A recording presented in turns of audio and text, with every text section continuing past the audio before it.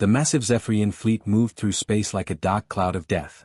12,000 warships spread across the void, their hulls gleaming with the cold light of distant stars. Admiral Vorthak stood on the bridge of his flagship, watching the blue planet grow larger on his screens. "How many worlds have we conquered now?" he asked his second-in-command. 847, my lord," Commander Zelthak replied. "This will be number 848. Vorthak nodded slowly. The humans would fall just like all the others. His scouts had reported that Earth was barely capable of space travel. Their weapons were primitive metal projectiles and chemical explosives. Their fastest ships moved slower than Zephyrian cargo vessels. "What do we know about their defenses?" Vorthak asked. Zelthak pulled up the intelligence reports on his datapad. "Very basic, sir. A few orbital stations with simple missile systems. Some ground-based radar installations. Their largest warship appears to be about the size of our smallest scout craft." The alien admiral almost felt sorry for them. Almost. But the Zephyrian Empire did not build itself on mercy. Every species they encountered had two choices: submit or die. The humans would learn this lesson soon enough. On Earth, deep inside a mountain bunker in Colorado, Admiral Marcus Blackwood watched the same fleet approaching on his tactical displays. But unlike the aliens, he was smiling. "Status report," he said to his staff. "All defense platforms are online and ready," reported Colonel Patricia Walsh. "The orbital stations are maintaining their disguises perfectly." "What about the surface installations?" Blackwood asked. Dr. Michael Turner looked up from his console. "All kinetic batteries are charged and hidden. The enemy sensors show them as civilian cities and industrial complexes, exactly as planned." Blackwood had been preparing for this day for 20 years. Ever since Earth's first contact with refugees from the Kepler system, survivors who had escaped Zephyrian conquest, humanity had known this moment would come. The aliens always came. They always conquered. But Earth would be different. "Sir," said Lieutenant Sarah Mitchell from her communication station, "we're receiving the standard Zephyrian surrender demand." The message appeared on the main screen. Admiral Vorthak's scaled face looked down at them with cold arrogance. "Primitive beings of the third planet," his voice echoed through the bunker, "you have one rotation of your world to surrender unconditionally. Submit now, and some of your kind may survive as work is in the Empire. Resist, and face complete destruction." The human officers in the bunker looked at their admiral. Blackwood's smile grew wider. "Send our reply," he ordered. Lieutenant Mitchell activated the transmission. A scared-looking human diplomat appeared on screen, his hands shaking as he read from a prepared statement. "Great Zephyrian Empire, we are but a simple people. We beg for mercy. Please give us time to consider your generous offer." The performance was perfect. The diplomat looked exactly like what the aliens expected, a frightened primitive begging for his life. Admiral Vorthak received the transmission and laughed. "Pathetic. They're already broken, and we haven't even fired a shot. Commander, begin the approach. Position the fleet for orbital bombardment." "Yes, my lord. Estimated time to optimal firing position is 6 hours." What the Zephyrians didn't know was that the frightened diplomat was actually Captain James Reynolds, one of Earth's finest actors and military officers. The scared expression he wore hid years of combat experience and tactical training. Across the solar system, hidden human installations came online. Massive weapons that had been disguised as civilian structures began their final preparations. The orbital platforms that looked like simple space stations started charging their real weapons, guns that could punch holes through the strongest alien armor. "All units report ready," Colonel Walsh announced. "Operation Thunderstrike is go." Admiral Blackwood looked at the faces around him. These men and women had dedicated their lives to this moment. Earth's best scientists, soldiers, and strategists had worked together to study every Zephyrian battle, every tactic, every weakness. "Remember what we learned from the Kepler refugees," Blackwood said to his team. "The Zephyrians have conquered so many worlds because they always faced the same thing: panicked, unprepared defenders using inferior weapons. But we're not panicked. We're not unprepared.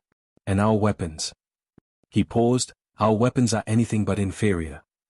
Dr. Turner had spent 15 years reverse engineering captured Zephyrian technology. The refugee ships that had escaped to Earth carried damaged but salvageable alien systems.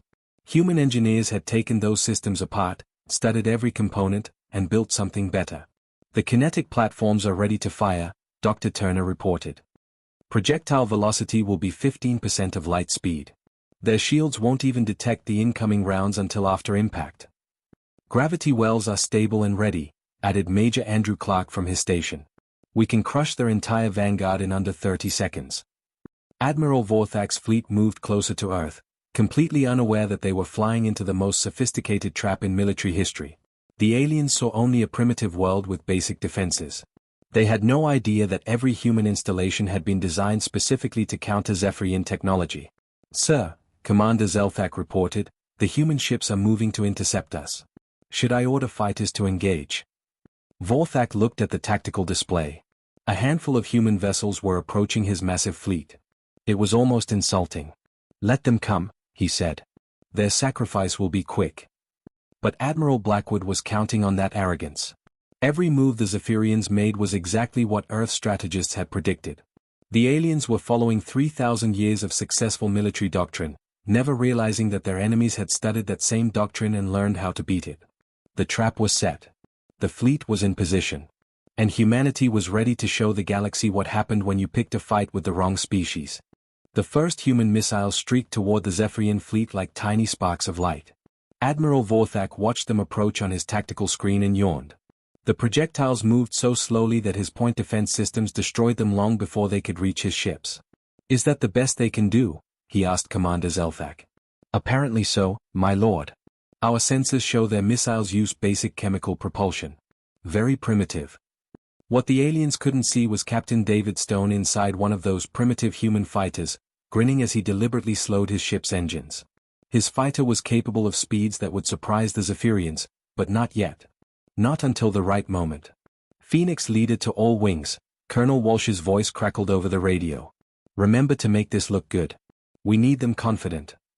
Stone's fighter shuddered as he triggered a fake engine malfunction. "Copy that, Colonel. Beginning emergency maneuvers now." His ship spun wildly, trailing fake smoke from its engines as he pretended to lose control. The Zephyrian pilots watching from their own fighters laughed at the display. "Look at them struggle," one alien said to his wingman. "Their technology is so weak they can't even fly straight." On the bridge of his flagship, Admiral Vorthak felt almost bored. The human resistance was even weaker than his intelligence reports had suggested. A few orbital stations fired their weapons at his ships, but the energy blasts bounced harmlessly off Zephyrian shields. "Admiral," his science officer spoke up nervously, "I'm detecting some unusual energy readings from the planet's surface." Vorthak glanced at the sensor display. "What kind of readings?" "Very high power consumption in several locations. Much higher than their technology should be capable of producing." The Admiral waved dismissively. "Probably their industrial plants working overtime to build more of those useless missiles. Or maybe they're trying to evacuate their population to underground bunkers." But the science officer wasn't convinced. Years of studying conquered worlds had taught him to recognize patterns. "Sir, the power levels are unlike anything I've seen from a primitive civilization. Some of these installations are drawing more energy than our own military bases." "Then they are wasting power on pointless projects," Vorthak replied. "Focus on the tactical situation." Deep underground, Dr. Elizabeth Harper smiled as she listened to the intercepted Zephyrian communications. Her translation computers had cracked their language years ago, thanks to the Kepler refugees who had escaped to Earth. "They are taking the bait perfectly," she reported to Admiral Blackwood. "The alien science officer suspects something, but their command staff is ignoring his concerns." "Good," Blackwood nodded. "What about their fleet positioning?" Lieutenant Sarah Mitchell looked up from her displays. "Enemy vanguard is moving into optimal range. 2,000 ships are now within our engagement zone." On the surface, what looked like the city of Denver was actually humanity's largest kinetic weapons platform. Massive railguns lay hidden beneath false buildings and holographic disguises. The aliens saw only a human population center, but the installation was actually drawing enough power to supply half of North America. Major Jennifer Hayes commanded the disguised platform from her underground control center. "All batteries report ready. We have clear firing solutions on the entire enemy vanguard." Similar reports came in from installations around the globe. The orbital platform that the Zephyrians had dismissed as a simple space station was actually a Fortress-class weapons system. Hidden gun ports remained sealed behind false hull plating, waiting for the command to open. Lieutenant Commander Thomas Wright monitored his civilian orbital platform as Zephyrian fighters flew past it without a second glance. "They're treating us like furniture," he reported to Earth Command. Flying right by us like we don't exist. Perfect, Admiral Blackwood replied. Let them get comfortable. The deception went deeper than simple camouflage. Human ships that appeared damaged were actually running at reduced power to hide their true capabilities. Weapons that seemed primitive were carefully designed to look outdated while concealing revolutionary technology. Captain James Reynolds piloted what appeared to be an ancient cargo vessel toward the alien fleet.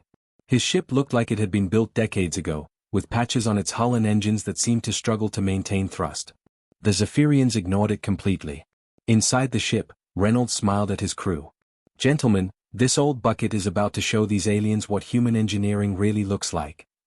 The cargo vessel contained some of Earth's most advanced stealth and weapons technology, all hidden behind a facade of outdated human construction. Admiral Vorthak watched the pathetic human fleet with growing contempt. How long until we reach bombardment position? 12 minutes, my lord, Commander Zelthak reported. Excellent. Signal the fleet to prepare for planetary bombardment. We'll make quick work of these primitives. But on Earth, the final pieces of the trap were sliding into place. Dr. Michael Turner ran last-minute diagnostics on weapons systems that the aliens had never seen before. Gravity-based weapons that could crush starships like tin cans. Antimatter missiles that could phase through energy shields. Kinetic projectiles that moved faster than Zephyrian sensors could track. All systems green across the board, Turner reported. The aliens have no idea what's waiting for them. Colonel Walsh's fighter squadron continued their act of desperation, firing ineffective weapons at alien destroyers while appearing to suffer heavy casualties. Her pilots were actually some of Earth's finest, but they played their roles perfectly. Phoenix Squadron taking heavy losses, she reported over open channels, knowing the aliens were listening. Repeat, we are being slaughtered up here. Someone please help us. The Zephyrian commanders felt nothing but satisfaction at her transmission. Everything was going exactly as it always did. The primitive species was breaking under pressure, just like all the others. Admiral Vorthak looked at the blue planet growing larger on his screen. In a few minutes, he would give the order to begin bombardment. Another world would fall to the Empire, and another species would learn the price of resistance. He had no idea that he was about to learn a very different lesson about the price of underestimating humanity. Admiral Blackwood watched the alien vanguard move into perfect position on his tactical display. 2,000 Zephyrian warships hung in space around Earth, their commanders completely confident in their superiority. It was exactly where humanity wanted them. All stations, this is command, Blackwood spoke into his communication system. Execute Operation Thunderstrike. I repeat, execute Thunderstrike now. Across Earth's surface, the deception ended in an instant. What the aliens had thought were civilian cities suddenly split open like mechanical flowers. Massive gun barrels emerged from hidden chambers beneath fake buildings. Mountains that had seemed natural revealed themselves as camouflaged weapons platforms. Major Jennifer Hayes commanded the largest installation, disguised as downtown Denver. All batteries, fire. The first kinetic projectile launched at 15% of light speed. The tungsten rod was only 3 feet long, but it moved faster than anything the Zephyrians had ever encountered. Their sensors couldn't even detect it until it was too late. The projectile struck Commander Zelthak's flagship dead center. The alien warship's quantum shields, which had protected Zephyrian vessels for 3,000 years, simply didn't exist at that velocity. The rod punched through the ship's armor like it was paper, and the massive vessel exploded in a ball of fire. Impossible. Admiral Vorthak shouted as he watched his Vanguard commander's ship disappear. Nothing can move that fast. His science officer stared at his instruments in shock. Sir, the projectile velocity was beyond our measurement capabilities. How did they accelerate matter to such speeds? More kinetic rounds followed the first. Earth's hidden railguns fired in perfect coordination, each shot calculated by computers that had studied Zephyrian ship designs for 20 years. The aliens watched in horror as their most advanced warships were destroyed faster than they could react. Lieutenant Commander Wright's orbital platform shed its disguise like a snake shedding skin. False hull plating fell away to reveal weapons that dwarfed anything in the Zephyrian fleet. Platform Alpha engaging with full armament. Particle beams lanced out from the station, cutting through alien destroyers with surgical precision. The weapons were based on captured Zephyrian technology, but improved by human engineering to levels the original designers had never imagined possible. Sir, Wright reported to Earth Command, enemy shields are completely ineffective against our enhanced particle arrays. We're cutting through them like they're not even there. Major Andrew Clark activated Earth's most exotic weapons from his hidden facility in Antarctica. Gravity wells activating now. The space around 50 Zephyrian cruisers suddenly twisted and warped. Artificial gravity fields, far stronger than anything that occurred naturally, grabbed the alien ships and began crushing them. Hull metal screamed and buckled as the vessels were compressed into tight balls of wreckage. Admiral Vorthak's flagship shuddered as gravitational forces tugged at its edges. Evasive maneuvers. Get us out of this gravity field. But his helmsman could barely control the ship. Sir, the artificial gravity is too strong. Our engines can't break free. Dr. Michael Turner watched the battle from his laboratory deep underground. 20 years of reverse engineering alien technology had led to this moment. Admiral, all weapon systems are performing beyond projected capabilities. The enemy has no defense against our enhanced designs. On the surface, Colonel Walsh dropped her pretense of being a helpless fighter pilot. Her damaged fighter suddenly accelerated to speeds that made Zephyrian interceptors look like they were standing still. Phoenix Squadron, time to show our true colors, she commanded. Her fighters revealed their real capabilities, moving through three-dimensional space with agility that defied physics. The pilots had trained for years in simulators that recreated every known Zephyrian combat maneuver. They knew exactly how to exploit every weakness in alien fighter design. Captain David Stone's fighter unleashed weapons that the aliens had never seen before. These new plasma cannons are incredible, Colonel. I just took out 3 enemy fighters with one shot. That's human engineering for you, Walsh replied, destroying an alien cruiser with a single missile. We don't just copy technology. We improve it. The orbital battle quickly turned into a massacre. Human weapons, disguised as primitive systems, revealed themselves as the most advanced military technology in the galaxy. Each shot was perfectly aimed, each maneuver precisely calculated. Captain James Reynolds' cargo vessel suddenly sprouted weapons from hidden compartments. The ship that had looked like space junk began moving like a predator, hunting down alien destroyers with ruthless efficiency. Surprise! Reynolds announced over open channels as his ship's true armaments came online. Did you really think we'd meet you in space with nothing but good intentions? Admiral Vorthak finally understood the magnitude of his mistake. These weren't primitive humans cowering before superior alien technology. These were apex predators who had been waiting patiently for their prey to walk into a carefully prepared trap. Signal general retreat, he ordered desperately. All ships, withdraw immediately. But Major Hayes had anticipated this response. Admiral, they're trying to run. Should we let them go? Admiral Blackwood's voice was cold as space itself. Negative. They came here to destroy our world and enslave our people. Today they learned that actions have consequences. The hidden weapons platforms on Earth's moon suddenly came online. The aliens had completely missed the installations during their approach, dismissing Earth's satellite as unimportant. Now massive guns emerged from beneath the lunar surface, cutting off the Zephyrian escape route. Dr. Elizabeth Harper monitored alien communications as panic spread through their fleet. Sir, their command structure is collapsing. Individual ships are breaking formation and attempting independent escapes. Let them run, Blackwood decided. But make sure some survive to carry word back to their empire. The galaxy needs to know what happens when you threaten humanity. In less than 30 minutes, the most powerful military force in galactic history had been reduced to scattered, fleeing survivors. Earth's trap had worked perfectly, and the Zephyrian Empire was about to learn that they had chosen the wrong species to conquer.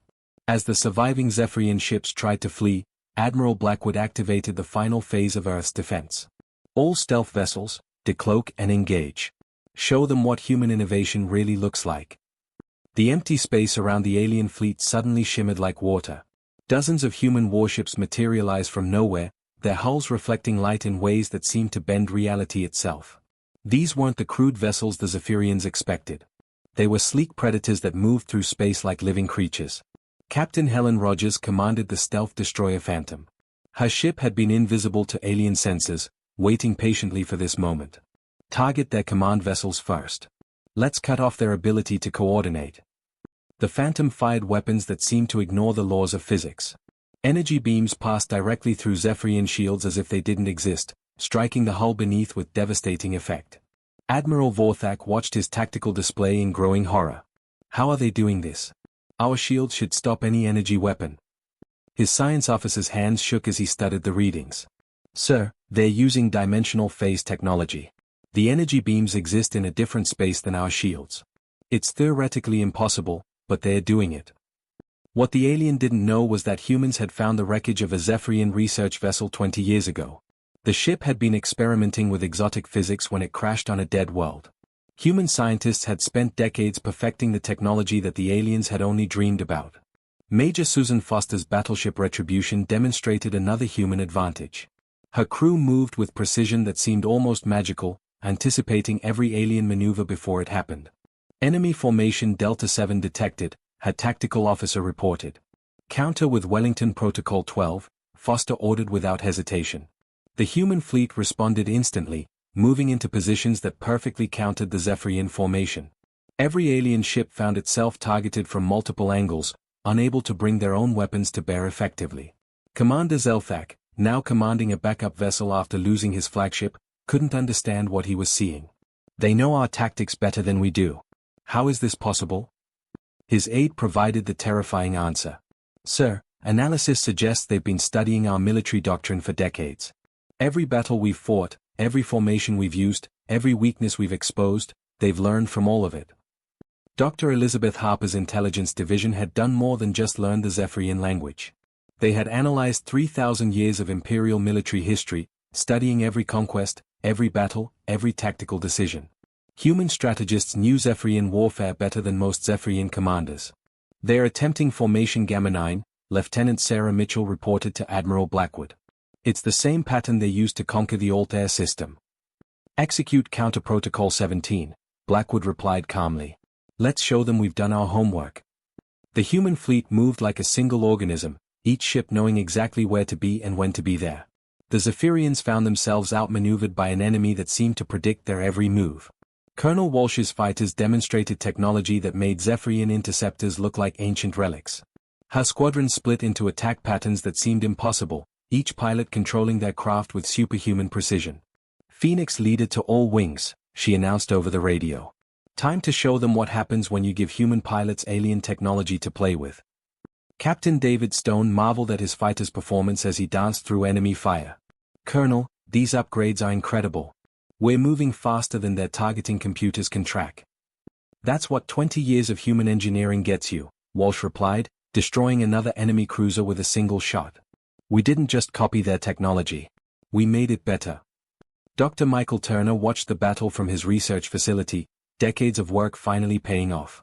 Admiral, all hybrid systems are performing beyond expectations. The integration of human and Zephyrian technology is exceeding every projection we made. The aliens were learning a harsh lesson about human nature. When faced with superior technology, most species either surrendered or fought desperately with inferior weapons. Humans had chosen a third option. They studied, they learned, and they improved. Lieutenant Commander Wright's orbital platform unleashed weapons that defied Zephyrian understanding.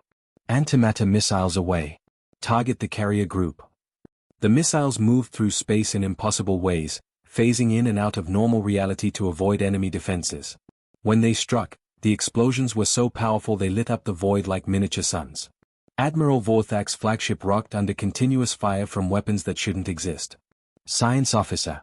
How many impossible technologies do these humans possess? The terrified alien studied his readings. Sir, they appear to have taken our most advanced research projects and completed them. Technologies we've been working on for centuries, they've not only perfected them, they've improved them beyond recognition. Captain James Reynolds' disguised cargo ship revealed its true nature as a hunter-killer vessel. The ship that had looked like space junk moved with deadly grace, its hidden weapons systematically destroying alien destroyers. Did you really think we'd build ships that looked this bad by accident? Reynolds taunted over open channels. Every dent, every scratch, every apparent flaw was carefully designed to make you underestimate us. The psychological impact on the Zephyrian fleet was devastating.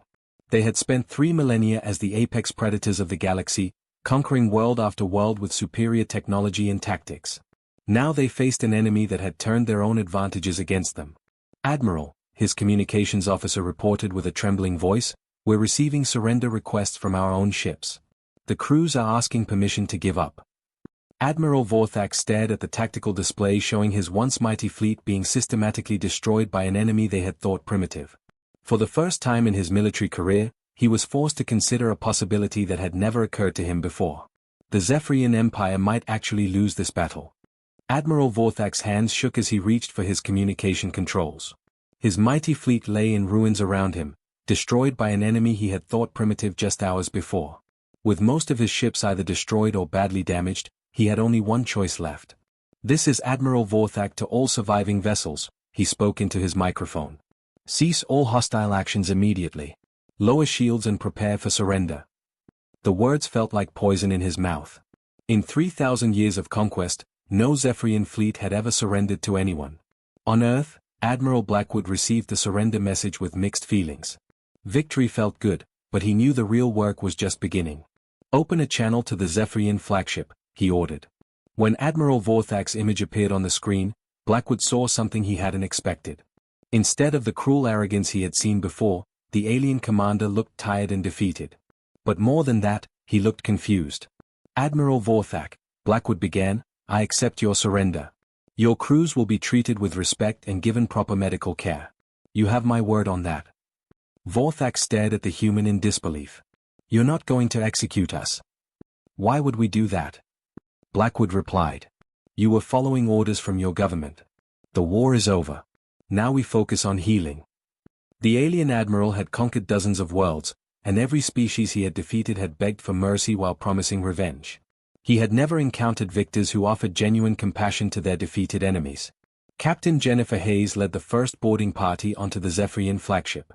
Her Marines moved through the alien corridors with their weapons lowered, showing no hostility toward the defeated crew members they encountered.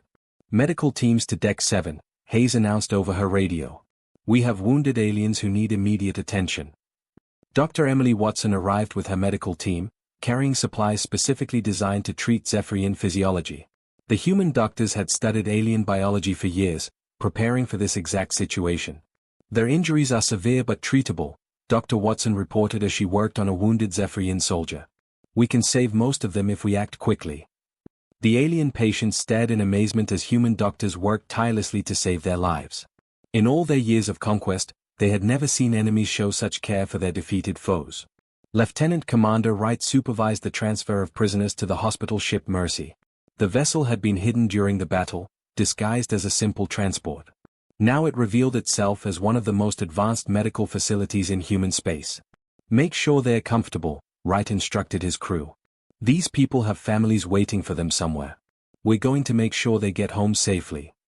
Admiral Vorthak found himself in a clean, well-lit cell aboard the human vessel Justice. The room was more comfortable than many officer quarters on Zephyrian ships. When Admiral Blackwood visited him personally, the alien commander finally asked the question that had been eating at him. "Why?" Vorthak demanded. "We came here to destroy your world, to enslave your people. We've done it to hundreds of other species. Why show us kindness?" Admiral Blackwood sat down across from his former enemy. "Because that's what separates us from you, Admiral. We don't become monsters just because someone else chooses to be one." "But we're your enemies," Vorthak insisted. "We would have killed billions of your people." "You would have," Blackwood agreed. "But you didn't. And now you're our prisoners, which means you're under our protection. That's how honor works." The human admiral stood up and walked to the window, looking out at the stars. "Admiral, your empire has spent 3,000 years conquering through fear and brutality. Where has it gotten you? Rebellions on every world, enemies everywhere you look, constant warfare." Vorthak had to admit the human was right. The empire spent more resources fighting rebellions than it gained from conquered worlds. "We're offering something different," Blackwood continued. "A galaxy where strength is used to protect the weak instead of exploiting them. Where different species work together instead of destroying each other." Over the following weeks, word of Earth's victory spread across the galaxy faster than anyone expected. Dr. Elizabeth Harper's communication networks carried the news to every corner of known space. "Admiral," she reported, "we're receiving messages from dozens of worlds. Former Zephyrian colonies are declaring independence. 3 major galactic powers have requested formal diplomatic contact with Earth." Captain David Stone brought even more surprising news. "Sir, we're getting surrender offers from 14 different Zephyrian systems. They want to negotiate peaceful transitions of power." The psychological impact of the Empire's defeat was greater than any military victory could have achieved. For the first time in galactic history, a species had proven that the Zephyrians could be beaten. More importantly, they had shown that victory didn't require becoming as cruel as the enemy. Lieutenant Sarah Mitchell delivered the message that would change everything. Admiral, formal communication from the Galactic Council. They're inviting Earth to help establish a new interstellar alliance based on mutual cooperation and defense. Admiral Blackwood looked at the invitation for a long time before responding. Tell them we accept, but with conditions. Any species can join, including former Zephyrian colonies. And there will be no conquest, no forced membership. Every world chooses for itself. 3 months later, Admiral Vorthak stood beside Admiral Blackwood at the signing of the Terran Accords. The document established new rules for interstellar relations, rules based on cooperation rather than conquest. Your people have taught the galaxy something important, Vorthak said as he watched human and alien representatives work together. Strength without wisdom is just destruction. But strength with mercy, that can build something lasting. Blackwood nodded. The universe is big enough for all of us, Admiral. It's time we started acting like it. As the ceremony concluded, representatives from over 100 worlds signed the accords. The age of galactic empire was ending, replaced by something humanity had dreamed of for centuries, a truly united galaxy built on respect and cooperation rather than fear and conquest. The Zephyrian Empire had fallen not to superior firepower alone, but to superior ideals. And in its place rose something the galaxy had never seen before, hope.